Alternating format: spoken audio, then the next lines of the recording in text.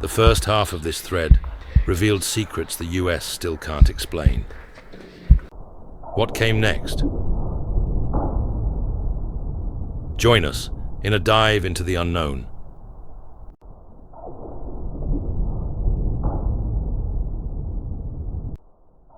This is a strangely recurrent theme. At a minimum, they have psychotronic devices of some sort. This reminded me of something in my first year, UFO crashes. They remove the bodies well before my team arrives. We start to look, and the craft is unpowered at first. A few minutes later, the craft powers on and starts to close up. We radio out and get a response from the unit removing one of the occupants, alien, that they are working on it. Ship powers off, and the other team asks if we are good to go. No mention of how access was possible. I suspect the pilot may have interfaced with the ship by remote or psionic ability. Not really translucent, but maybe the outer shell was. They definitely had an inner core that wasn't see-through. Lots of tools they use produce light.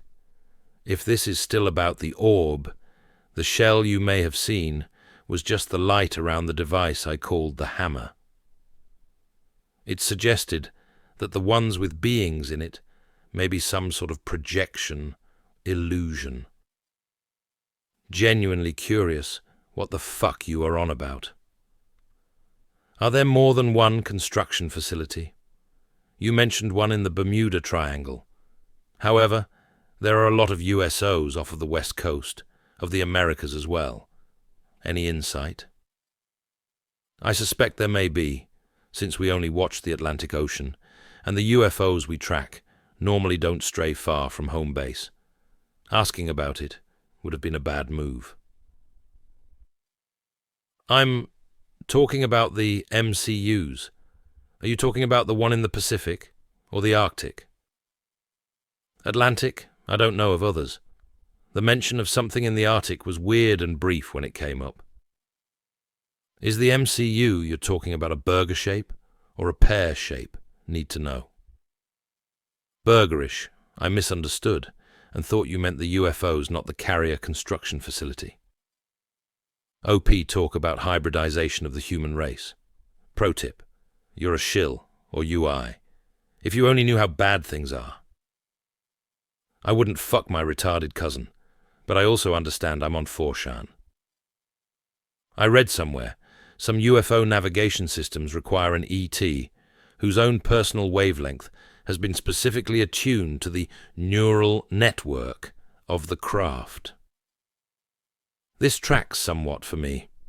When we look at the craft, we usually have to force certain things to work. 2 teams come behind mine, so that could be dedicated to understanding of the craft. Can you tell us what they look like physically? Usual grey type or big ears? Imagine the typical greys you see on TV. I've seen 2 corpses, so maybe there are different species, but I've never laid eyes on another. Anything about their culture, name, etc.? Rumors mostly. They almost never want anything to do with us. Mentions of destruction or warfare apparently change their attitude pretty quickly. Precisely. Another massive problem is determining which aspects of encounters is physically real. We rely on our biological and technological senses too much to be able to truly understand the phenomenon, in my opinion. That's a hell of a claim. Any particular incident? I assume you're referring to the various nuclear site incursions. I guess global conflict wasn't a good term, laugh out loud. I meant more of tension. The nuclear site incursions, the airspace violations, has also been increasing tensions. From what I understand, the Roswell incident increased tension between US and Soviets. There's security tensions behind other countries gaining access to information or materials surrounding the phenomenon. There has been great domestic tension within the US, intel agencies, military, disinformation campaigns, etc. Why did the UFOs fuck up all those people in Brazil? Source might let me give you more insight.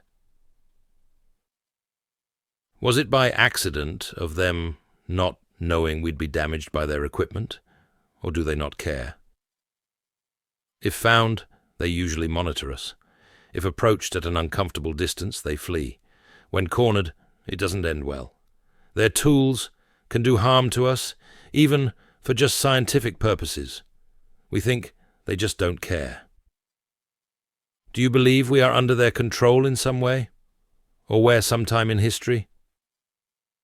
Possibly, but I have no way of knowing. The higher-ups I worked for seemed hell-bent on discovering more about them, usually not a quality found among controlled beings. What were the main reasons for the crashes? I'd think random lightning or freak accident, seeing how advanced they are. You'd be surprised how many mistakes they make, especially the further back you look. One area they seem to avoid like the plague, we suspect, is due to issues with gravity and flight. Before they figured it out, we collected quite a few mishaps there. They've tried to shoot some down, mostly over nuclear incidents, but failed miserably. Did you see written symbols in the craft? Yes, usually marked by doorways and key objects. Written language appears frequently on tools and critical items. Also, it reads like their objective is to observe and preserve. I agree. The idea was pitched that they are waiting for us to mature, or perhaps something bigger to arrive, and they don't want us to ruin the planet in the meantime. What do you believe to be the reason for the uptick in sightings? Once again, my knowledge was cut off about 2 years ago. If you mean very recently, my guess would be the Russians and US having a little secret dance amongst themselves. When nuclear anything gets involved, we see large deployments for long periods of time. Strife seems to be the catalyst. Also, what is your scariest experience while engaging with the phenomenon? What was your favorite, if any? Doors closing on us, as mentioned above, made me wish I had brown pants. Still fascinated with the lab we found. It was damaged by accident, and I never really got much time with it. Are you aware of any foreign AYY tech that was successfully reverse engineered? Yes, we used to laugh at Russian and Chinese designs. We stopped laughing at China when they produced an operational but buggy version of their mining equipment. Still stumps most of our engineers. China also lies out of its ass. But from what we saw, we deemed it operational and working. Countries listed above have flight-capable craft, just not very good ones. I'm honestly surprised no one has asked about the energy source or internals. Heading out for the night, but we'll be on tomorrow to answer more. Why? One example was shortly after I joined. They said one was downed, but 2 occupants were alive. The first team couldn't get close without being attacked. Aliens never seem to recover their lost UFOs, for whatever reason, so they just waited a few days until they died, then recovered the UFO. Hostility is usually their last option. Genuinely confused about what you're asking me. Recruitment isn't something easy, if that's your goal.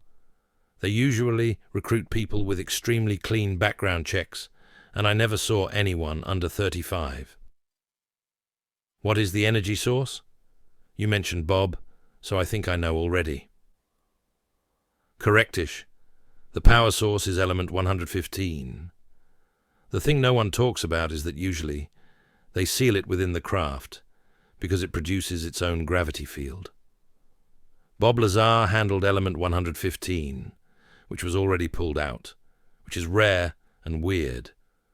Protocol now is that only one person is allowed to handle element 115. I was forbidden from touching or interacting with it. We still have trouble producing this shit too. How do UFOs travel? in the context of those tic-tac reports and Bob Lazar's report video, where they seemingly jump through space-time and light to appear in a new location. Notice how it just phases to a new location, like staggers? This is common when moving at high speed from a standstill, or slow speed initially.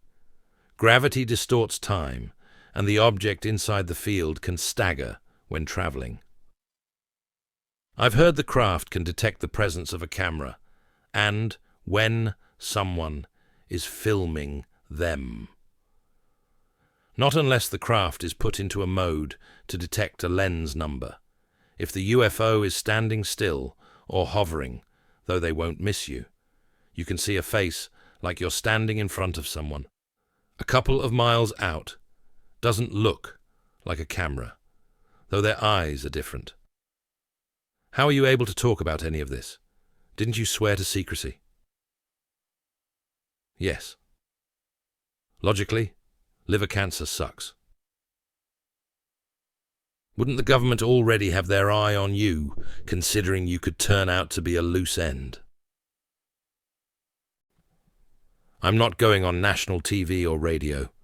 I'm on a 4chan board. I'm sure they look at stuff like this, but cancer makes you feel a little different. Also, did you or your co-workers experience strange things outside of work that could have been related to what you saw? No. Usually most people working there had no prior interest in UFOs, or at least feigned not having interest. Ask me anything, I will answer what I can. Your LARP is bad, and you should feel bad. Learn to read anon. Not true. Most zookeepers love their work and love the animals a great deal. I've wondered if some of them do like us. They definitely have the ability to destroy us. The spheres are a type of unmanned surveillance drone. Shaped like a hammer, but when activated, yes, they appear like spheres due to the intense light. They see light differently, and looking into the sun, for them, isn't an issue like it is for us. I can't speak for the psionic abilities, if any, since I've only heard rumors in passing. We believed the lack of communication was inherent to their personal beliefs about us, as mentioned previously, but active, serious discussion about destruction gets them going. Do you think they're playing some role in stopping rogue entities and dangers from space hurting us on a large scale? That was another theory. Yes, we think they are more interested in keeping the planet safe from us. Two main suggestions are that we don't spoil the planet before they arrive and take it from us, or they are letting us evolve and grow while preventing devastation. What do you know about this claim? Sadly, not enough to give you a good response. Remote viewing is a very strange thing. It's shown to work at times, but most of the time it doesn't, or the conclusions have fuzzy connections, as if forced. As for the interdimensional aspect of it, I don't believe there's anything actually interdimensionally happening. It's just our best way to try and grasp, perceive, what's going on behind the veil. From what I understand, whatever is behind the phenomenon has the ability to manipulate matter, energy, in similar ways that we can manipulate information. We can create 3D realities and manipulate them via our understanding of machine code and linear algebra. It also seems to be able to play around with space-time, almost as if we are sitting on, or perceiving time, that's been homogeneously transformed into projective space, while they are free to move about homogeneous space.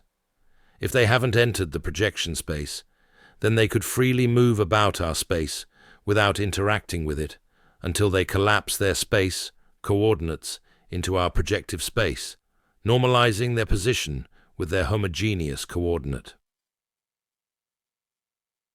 Why does image analysis by someone competent on the original UFO always show weird stuff? Gravity and the reflective nature of the craft, usually. Am I right in assuming the disco lights is just air-absorbing radiation and being completely saturated by it? Number. What materials are these UFOs made of? That answer gets complicated quickly. Short answer is an alloy that we cannot reproduce, but only repurpose. This alloy is kind of like a film that fits over the frame of the craft. I mentioned they were built to spec. That's exactly what I mean. The shape is always efficiently designed. The actual frame itself is heavier and composed of more elements. Both of these alloys have a lot of elements we cannot reproduce.